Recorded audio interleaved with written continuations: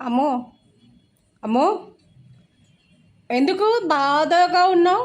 ఆలోచిస్తూ బయటికి వెళ్తావా?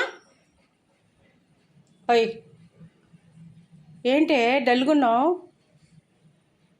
ఆ నిద్రపోవడం ఏంటి అలా కూర్చుని? అమ్ము, ఆ కవర్తో కూడా కలిసిపోయావే. అమ్ము,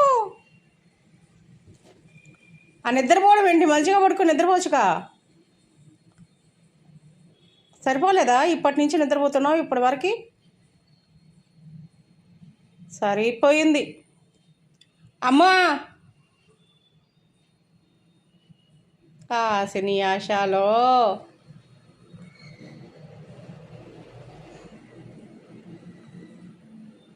ఏం నిద్రపోతున్నావు అమ్ము? విచిత్రంగా కూర్చుని.